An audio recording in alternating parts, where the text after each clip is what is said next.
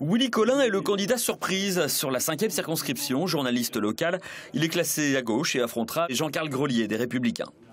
À gauche, comme sa voisine Pascale Fontenelle, candidate sur la 3e circonscription, chef d'entreprise et ancienne sympathisante PS. Le PS, un adversaire comme les autres d'ailleurs, malgré la volonté du parti de compter dans la future majorité. C'est gentil, c'est-à-dire qu'effectivement, ça veut dire que notre programme a du contenu, mais en même temps, je dis que c'est un adversaire. Voilà.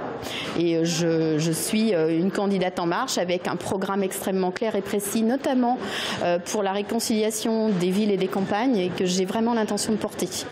Tous les quatre ont fait acte de candidature spontanée, sauf Willy Colin que Marlène Schiappa est venue chercher. Au total, 16 000 postulants pour 428 désignés en France, représentant un large spectre de la société. Car en Sarthe comme ailleurs, aux côtés de la gauche, siège la droite. Damien Pichereau, candidat sur la première circonscription, est un ancien militant UMP. Aurélie Perrault, sa voisine, candidate sur la 2e circonscription, est la seule détentrice d'un mandat comme conseillère municipale au Mans. Elle a quitté l'UDI lorsque son parti s'est allié aux Républicains et à Bru de Retailleau pour la campagne des régionales. Dorénavant en marche, elle affrontera un UDI. Samuel Chevalier a la double investiture UDI républicain. Le programme n'est pas non plus du tout celui d'En Marche. C'est un programme républicain plus que UDI d'ailleurs. Donc non, on n'est pas du tout sur les mêmes créneaux.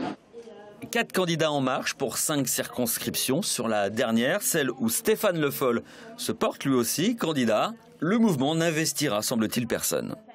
A priori, il y a un risque Front National qui est quand même assez important sur cette circonscription. Donc pour l'instant, on n'a pas positionné de candidat en face. Maintenant, la liste définitive, elle sera connue à la fin de la semaine prochaine.